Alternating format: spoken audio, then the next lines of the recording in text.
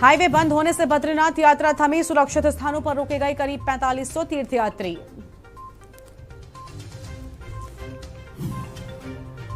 उत्तराखंड में आज भी जारी रहेंगी भारी बारिश, देहरादून, टिहरी, उत्तरकाशी, चमोली, बागेश्वर में हो सकती है तेज बारिश। मौसम विभाग ने जारी किया अलर्ट। आप देख रहे हैं के न्यूज, खबरों का सारथी। नमस्कार, मैं हूं गरिमा वाजपेयी और खबर उत्तराखंड में आप सभी का स्वागत है। खबर है देहरादून से, जहां पर उत्तराखंड में आज भी भारी बारिश का अलर्ट जारी किया गया है। मौसम विभाग की ओर से यह अलर्ट जारी किया गया है और देहरादून और बागेश्वर में भारी बारिश की चेतावनी है। उत्तराखंड में आज भी भारी बारिश का अलर्ट जारी किया गया है। फिलहाल ये अहम जानकारी आपको हम बताते हैं, जहां पर आपको बता दें कि मौसम विभाग की ओर से अलर्ट जारी किया गया है। तो मौसम विभाग की ओर से अलर्ट जारी कर दिया गया है। फिलहाल इस वक्त की आम जानकारी, देहरादून और बागेश्वर में भारी बारिश की चेतावनी दी गई है। तो देहरादून और बागेश्वर में भारी बारिश की चेतावनी है और उत्तराखंड में आज भी भारी बारिश का अलर्ट जारी किया गया है। तो लगातार उत्तराखंड में बारिश का जो कहर है वो देखने को मिल रहा है और बारिश लगातार जारी है। और आपको बता दें कि देहरादून में आज भी भारी बारिश का अलर्ट जारी किया गया है। तो आज भी भारी बारिश का अलर्ट जारी किया गया है। फिलहाल ये अहम जानकारी आपको हम बता रहे हैं। तो ये आम खबर सामने आ रही है, जहां पर देहरादून और बागेश्वर में भारी बारिश का अलर्ट आज भी जारी किया गया है। और फिलहाल ये अहम खबर आपको हम बता रहे हैं। तो ये आम जानकारी सामने आ रही है, जहां पर आज भी भारी बारिश का अलर्ट उत्तराखंड में जारी है और मौसम विभाग पहले ही चेतावनी दे चुका है। लगातार उत्तराखंड में भारी बारिश देखने को मिल रही है और आज भी भारी बारिश का अलर्ट देखने को मिल रहा है। मौसम विभाग ने येलो अलर्ट आज के लिए भी जारी कर दिया है। तो मौसम विभाग की ओर से अलर्ट जारी किया गया है। भारी बारिश का अलर्ट जारी किए जाने की बात सामने आई है। फिलहाल ये अहम जानकारी आपको हम बता रहे हैं। तो ये आम खबर, और उत्तराखंड में आज भी बारिश का अलर्ट जारी है। तो उत्तराखंड में आज भी बारिश का अलर्ट जारी, और उत्तराखंड में आपको बता दें मौसम विभाग की ओर से येलो अलर्ट भारी बारिश को लेकर जारी किया गया है। कई जगहों पर भारी बारिश लगातार जारी है। तो कई जगहों पर भारी बारिश लगातार जारी है और फिलहाल ये अहम खबर आपको हम बता रहे हैं। देहरादून और बागेश्वर में भारी बारिश की चेतावनी दी गई है। और अगली खबर है उत्तरकाशी से, जहां पर बटकोट नगर पालिका में GMVN की सड़क खराब है और खराब सड़क के अधिकारी नहीं ले रहे हैं कोई सुध। सड़क में पर्यटक व स्थानीय लोगों को हो रही हैं भारी दिक्कतें। अधिकारी सड़क की खस्ता हालत से झाड़ रहे हैं पल्ला। सड़क पर जगह जगह झाड़ियां व बड़े बड़े गड्ढे देखने को मिल रहे हैं। GMVN के अधिकारियों के पास नहीं है इसका बजट और कभी भी हो सकता है बड़ा हादसा। सड़क पर अनहोनी कभी भी हो सकती है। फिलहाल ये बड़ी खबर आपको बता दें, अधिकारी सड़क की खस्ता हालत देखकर भी नहीं जाग रहे हैं और सड़क पर जगह जगह पर झाड़ियां व बड़े बड़े गड्ढे भी देखने को मिल रहे हैं, जो बड़े हादसे को दावत देते हुए नजर आ रहे हैं। तो फिलहाल ये बड़ी खबर आपको हम बता रहे हैं। फिलहाल ये अहम जानकारी सामने आ रही है।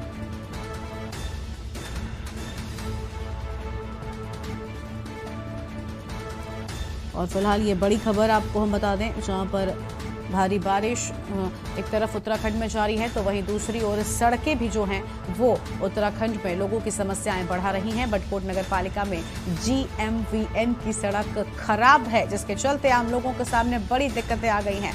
खराब सड़क की अधिकारी कोई भी सुध नहीं ले रहे हैं। अनिल रावत हमारे साथ, हमारे संवाददाता जुड़ चुके हैं। अनिल, फिलहाल इस सड़क को आखिर क्यों जो जिम्मेदार अधिकारी हैं वो यहाँ पर ठीक तरह से काम नहीं करा रहे हैं, क्योंकि बरसात का मौसम है और ऐसे में खराब सड़क हादसों को दावत देती है। बिल्कुल गरिमा, मैं बता दूं, ये जो सड़क की बात सामने आ रही है नगर पालिका बड़कोट के वार्ड नंबर 7 की है।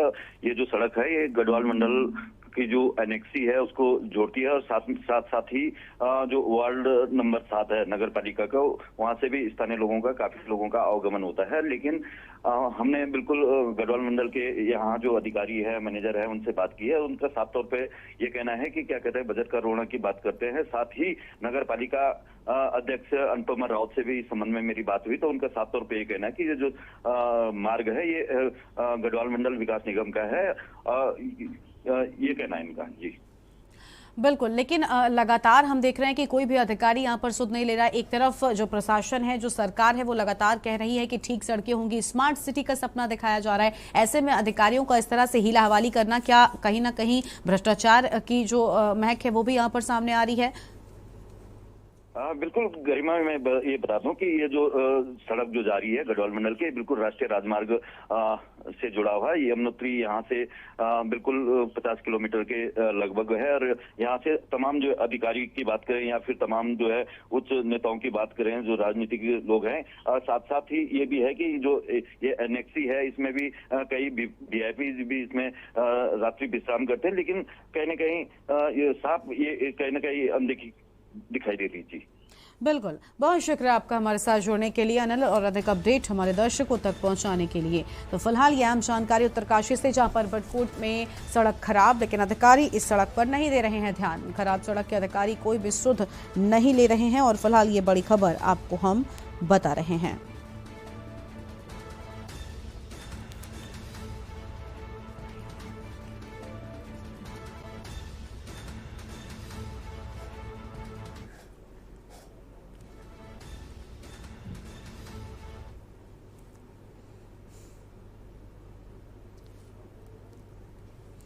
और अगली खबर आपको हम देहरादून से बताते हैं, जहां पर मुख्यमंत्री पुष्कर सिंह धामी ने शनिवार की शाम को मुख्यमंत्री आवास में महाराष्ट्र के राज्यपाल भगत सिंह कोश्यारी का स्वागत किया है। उन्होंने विभिन्न सामयिक विषयों पर भी बातचीत की है।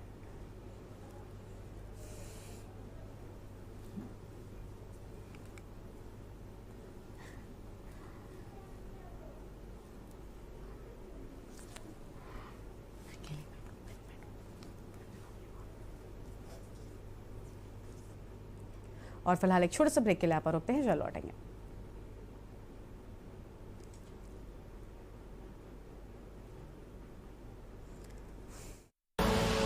आप देख रहे हैं के न्यूज, खबरों का सारथी। देखें कौन नया खिलाड़ी आया है, समझा देते हैं, प्यार से समझाएंगे। ये तो अपनी जुबान है। जुबान एक हो तो दिल भी एक होने चाहिए। विमल, बोलो जुबान केसरी। इस कार्यक्रम के प्रायोजक करता है रामा हॉस्पिटल, किफायती एवं बेहतर स्वास्थ्य सेवाएं।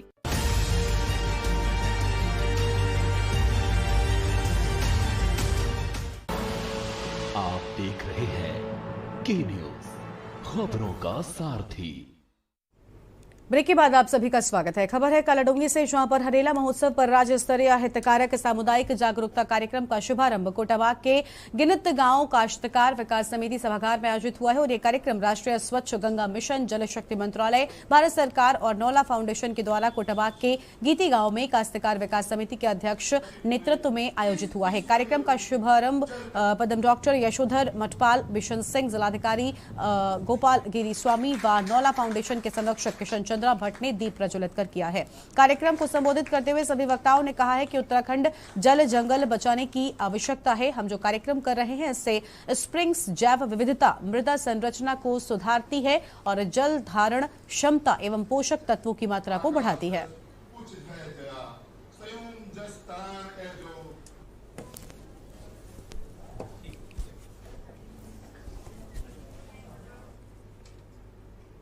अगली खबर पौड़ी से है, जहां पर उत्तराखंड विधानसभा अध्यक्ष ऋतु खंडूरी भूषण एक दिवसीय पौड़ी के भ्रमण कार्यक्रम के दौरान अपने पैतृक गांव राधा वल्लभपुरम में पहुंची है, जहां पर स्थित इष्ट देवी के मंदिर में विधि विधान से पूजा अर्चना कर प्रदेश एवं अपने विधानसभा क्षेत्र कोटद्वार के विकास को अग्रणी रखने के लिए मनोकामना की है। विधानसभा अध्यक्ष ने कहा कि उन्हें अपने पैतृक गाँव में आना हमेशा से ही अच्छा लगता है। बचपन से ही वो अपने गाँव आती रही है और मंदिर में पूजा अर्चना भी करती रही है। उन्होंने कहा कि मनोकामना के अनुरूप मंदिर में शिवलिंग की स्थापना की है एवं गाँव के लोगों से मिलने का भी मौका प्राप्त हुआ है।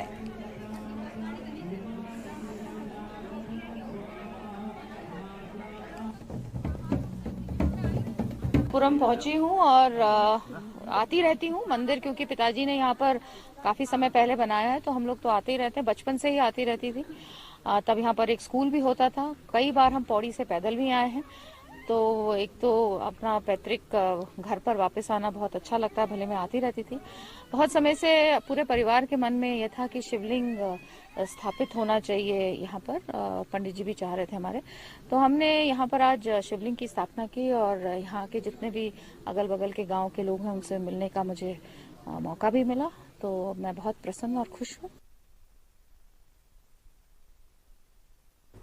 अगली खबर हरिद्वार से, जहां पर बोगावाला क्षेत्र के गांव तेलपुरा के समीप मोहनड रोड में बारिश के तेज बहाव में फंसे ग्रामीण और उसके 4 साल के भतीजे को बाढ़ चौकी प्रभारी पुलिस के साथ सकुशल बाहर निकाल लिया है। तेलपुरा गांव के आबिद अपने 4 वर्षीय भतीजे सलमान के साथ खेत पर गए हुए थे और खेत में वापस लौटते समय मोहनड रो नदी के तेज बहाव के चलते बीच में बने टापू में फंस गए और नदी के तेज बहाव में दोनों को फंसा देखकर ग्रामीणों ने मामले की जानकारी बाढ़ चौकी तेलपुरा को दी है। सूचना मिलते ही थाना अध्यक्ष बुग्गावाला पीटी भट्ट, बाढ़ चौकी प्रभारी आशु गिरी और रविकांत ने मौके पर पहुंचकर बुग्गावाला पुलिस के साथ मिलकर कड़ी मशक्कत के बाद रस्सी के सहारे टापू पर फंसे चाचा भतीजे को बाहर निकालकर परिजनों के सुपुर्द किया है।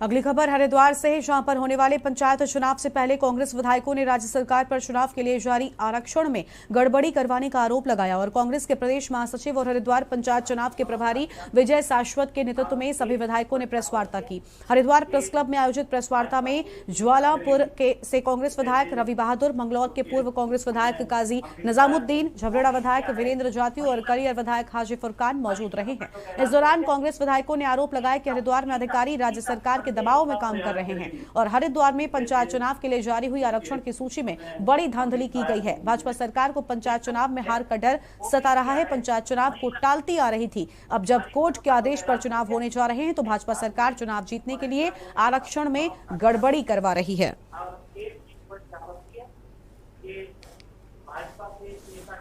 सरकार त्रिस्तरीय लोकल चुनाव से बचना चाहती है और एक राजनीति के तहत राजनीति से प्रेरित होकर यह आरक्षण किया गया। पहले तो इन्होंने 1.5 साल के लगभग इस चुनाव को टाल दिया, अभी भी त्रुटिपूर्ण आरक्षण किया, अधिकारियों पर दबाव बनाए हुए हैं सरकार। एक नेता विशेष कहते हैं कि मैं जिला पंचायत के अध्यक्ष का चुनाव लड़ूंगा, आप ही लोगों के माध्यम से हमें पता चलता है। अब आरक्षण महिला का आएगा, एससी का आएगा, ओबीसी का आएगा, जनरल आएगा, कुछ पता थोड़ी है। तो इसके मायने तो पूरे ही आरक्षण उनके कह पर चल रहा होगा, क्योंकि सुनने में आया उनके घर में तो पत्नी भी नहीं है। तो ऐसा लोग बताते हैं, मुझे जानकारी नहीं। भूमि जैसे प्रदेश में अगर हम हिटलर शाही करेंगे, तानाशाही करेंगे या कानूनों को ना मान करके अपने कानून थोपेंगे तो भविष्य के लिए उत्तराखंड राज्य के लिए अशुभ संकेत है। जब हमारे समस्त विधायक और काजी जी बता रहे हैं कि एक क्षेत्र में अगर 100% व्यक्ति एक जाति के रह रहे हैं, आपको किसने अधिकार दे दिया कि आप दूसरा रिजर्वेशन कर दें?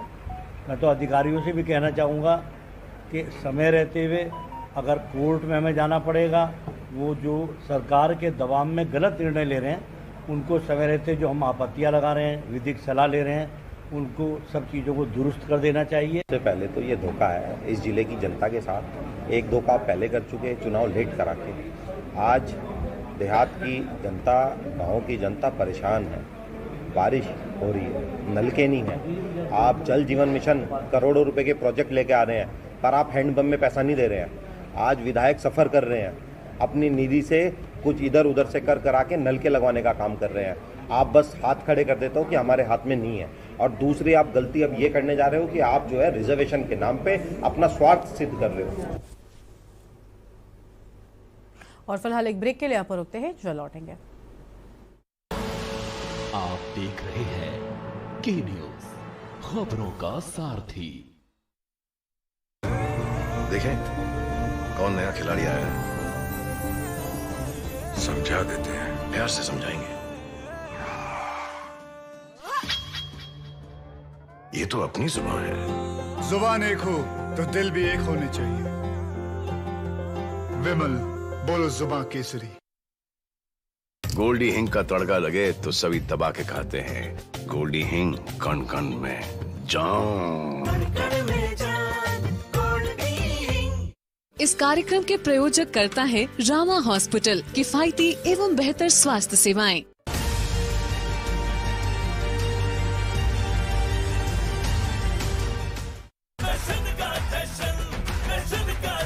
जहां इंडिया करे सेलिब्रेशन, वहां होए टशन का जश्न। राजश्री इलायची, टशन का जश्न। आप देख रहे हैं के न्यूज, खबरों का सारथी। ब्रेक के बाद आप सभी का स्वागत है। प्रदेश में हाल ही में हुई कांग्रेस की चुनावी हार के बाद से लगातार कांग्रेस और भाजपा एक दूसरे पर आरोपों को लगाने में कोई भी कोर कसर नहीं छोड़ रहे हैं और अब ये लड़ाई आमने सामने नजर आ रही है। कांग्रेस के पूर्व प्रदेश अध्यक्ष गणेश गोदयाल पर गंभीर आरोप लग गए हैं। आरोप में मंदिर समिति के सदस्य आशुतोष डमरी ने कांग्रेस शासनकाल में 2012 और 2017 में मंदिर समिति के अध्यक्ष गणेश गोदयाल के कार्यकाल में भारी वित्तीय अनियमितताओं में गड़बड़ियां करने का आरोप पूर्व प्रदेश अध्यक्ष गणेश गोदयाल पर लगाया है और सदस्य की शिकायत के अनुसार प्रभारी धन सिंह रावत ने मुख्य सचिव और धर्मस्व सचिव को पत्र लिखकर जांच के आदेश भी दे दिए हैं। इस पूरे मामले पर गणेश गोदयाल ने सफाई देते हुए कई आरोप धन सिंह रावत पर भी लगा दिए, जिसमें अब गोदयाल का कहना है कि इससे पहले मैंने धन सिंह रावत के कई काले चिट्ठे उजागर किए थे, इसीलिए धन सिंह रावत मुझ पर आरोप लगाने का मौका ढूंढ रहे थे। अब दोनों इन मामलों की जांच हाईकोर्ट के सिटिंग जज की अध्यक्षता में एसआईटी जांच की जाए। अगर एक सप्ताह में इस पूरे मामले पर सरकार कोई ठोस कदम नहीं उठाती है तो गोदयाल सीएम आवास के बाहर धरना भी देंगे और इसी को लेकर हमारी एक खास रिपोर्ट देखिए। कि धन सिंह रावत जी का इस मामले में बीच में आना ये प्रतिशोध की भावना को दर्शाता है। मैंने धन सिंह रावत जी के तमाम काले चिट्ठों को उजागर किया, इसलिए धन सिंह रावत जी ऐसा मुवक्किल चाह रहे थे, ऐसा एक व्यक्ति चाह रहे थे कि जो मेरे पे आरोप लगाए उन्हें इस रूप में ये मिल गया। ठीक है, इस शिकायतकर्ता को भी मैं बधाई देता हूँ, शुभकामनाएं कि मेरे नाम से उसकी तिजारत चल रही होगी। अब ये मामला राजनीतिक गलियारों में इतना गर्म हो चुका है कि खुद कांग्रेस के पूर्व अध्यक्ष गणेश गोदयाल अपनी पार्टी के प्रदेश अध्यक्ष और पूर्व मुख्यमंत्री हरीश रावत के साथ इस पूरे मामले पर सरकार के खिलाफ मोर्चा खोल दिया है और कई गंभीर आरोप कैबिनेट मंत्री धन सिंह रावत पर भी लगा दिए हैं। धन सिंह रावत जी, मुझ पर आरोप लगाकर आपके आरोप कम नहीं होते। ये लोकतंत्र है और हम राजनीति में हैं, सार्वजनिक जीवन में हैं। सार्वजनिक जीवन में, राजनीति में लोगों का विश्वास हम पर बना रहे, इसके लिए आवश्यक है कि जो आरोप लगे हैं उन आरोपों की गहनता से एसआईटी हो तो एसआईटी, और मेरी मांग तो यह है कि हाई कोर्ट के किसी रिटायर्ड जज की अध्यक्षता में एसआईटी बने और वह एसआईटी इन आरोपों की, मेरे पे जो आरोप लगे हैं उनकी जांच हो। लेकिन साथ साथ में जिस प्रकार मैं अपने आरोपों के बारे में सफाई देने के लिए आप लोगों के सम्मुख हुआ हूं, मैंने आज तक धन सिंह रावत जी पर जितने आरोप लगाए हैं वो एक बार भी मीडिया के सम्मुख आकर आरोपों पर उन्होंने कुछ नहीं कहा। वो पहले तो आकर उन आरोपों पर सफाई दे, नंबर 1। नंबर 2, एसआईटी उनके खिलाफ जो आरोप है, जो भ्रष्टाचार उन्होंने किया है, उन आरोपों को की जांच के लिए भी एसआईटी बने, वो भी हाई कोर्ट के किसी रिटायर्ड जज की अध्यक्षता में वो एसआईटी बने। आपको बता दें कि मंदिर समिति के सदस्य आशुतोष जिंदगी ने मंदिर समिति पर कांग्रेस शासनकाल के बीच भारी वित्तीय अनियमितताएं करने का आरोप लगाया था, जो अपने इन आरोपों को लेकर अभी भी कायम है और उनका मानना है कि हाल ही में हुए कांग्रेस की हार से कांग्रेस के सभी नेता और गणेश गोदयाल कहीं न कहीं बौखलाहट में है। बात तो ये है कि चुनाव बीते हुए लगभग रिजल्ट आए हुए, सरकार गठित हुए 3-4 महीना हो गया है, लेकिन मुझे ऐसा लग रहा है कि गणेश गोदयाल जी मार्च में जो उनकी चुनाव की हार हुई है श्रीनगर विधानसभा से, और कांग्रेस के जितने हारे हुए नेता हुए या कांग्रेस पार्टी हारी हुई है, तो उस 4 चुनाव की हार की बौखलाहट से अभी तक उभर नहीं पा रही। उनको हार के लिए अपना चिंतन करना चाहिए, जनता के बीच जाकर के माफी मांगनी चाहिए। उनके कार्यकाल में बड़े बड़े घोटाले हुए, ये पूरी जनता जानती है। इसी का नतीजा है कि फिर से प्रचंड बहुमत के साथ उत्तराखंड में भाजपा सरकार सत्तारूढ़ हुई है। पहली बात, गोदयाल जी ने ये बात कही है, आदरणीय गोदयाल जी, उनके कहने पे जांच नहीं हुई है। मैं बद्रीनाथ केदारनाथ मंदिर समिति का एक जिम्मेदार व्यक्ति हूं, मेंबर हूं। मैंने डॉक्टर धन सिंह रावत जी से रिक्वेस्ट की, इस नाते रिक्वेस्ट की कि बद्रीनाथ केदारनाथ मंदिर समिति का जो मुख्यालय है वो चमोली जिले के जोशीमठ और बद्रीनाथ में स्थित है। डॉक्टर धन सिंह रावत जी चमोली जिले के सरकार की ओर से प्रभारी मंत्री हैं, तो मैंने प्रभारी मंत्री के नाते उनसे रिक्वेस्ट की, उनसे आग्रह किया कि बहुत गंभीर विषय है, भगवान बद्री विशाल और केदार बाबा की तिजोरी पर डाका डाला गया है और गोदियाल जी के कार्यकाल में जितने भी उस चेन में हैं, चाहे वो कोई अधिकारी हो, चाहे कोई अवर अभियंता से लेकर अधिशासी अभियंता तक हो, वो पूरी इस चेन में, इस फिक्सिंग में है और एक्ट के परिधि से बाहर जाकर के आपने भगवान बद्री विशाल और केदारनाथ के जो खजाना है, जो धन है, उसका अपव्यय किया है। भाजपा इस पूरे मामले को लेकर एक तरफा कांग्रेस पर प्रहार बोल रही है। भाजपा नेताओं का मानना है कि किसी भी आरोपी को अधिकार नहीं है कि वो अपने आरोपों के लिए वह यह सुनिश्चित करे कि उसकी जांच एसआईटी से होती है या किसी अन्य एजेंसी से। इसका मतलब कि उन्होंने पहले ही अपने ऊपर लगे सभी आरोप स्वीकार कर लिए हैं। यही वजह है कि उनको सफाई देनी पड़ रही है। किसी आरोपी को ये चुनने का अधिकार नहीं है कि उसके खिलाफ कौन सी एजेंसी जांच करेगी। मुझे लगता है कि अपने ऊपर आरोप लगने के बाद प्रति आरोप लगाना इस बात को साबित करता है कि उन्होंने अपने ऊपर लगे हुए आरोप स्वीकार कर लिए। अब सवाल उठता है कि गणेश गोदियार पर मंदिर समिति का अध्यक्ष रहते भ्रष्टाचार का आरोप की एसआईटी जांच करती है या फिर उनके द्वारा लगाए गए धन सिंह रावत के आरोपों में कितनी सच्चाई है। क्या सरकार इस पर उच्च स्तरीय जांच कराती भी है या नहीं, या फिर गणेश गोदियाल अपनी बात पर एक सप्ताह बाद मुख्यमंत्री आवास पर धरना देते हैं। देहरादून से के न्यूज के लिए राजेश वर्मा की रिपोर्ट।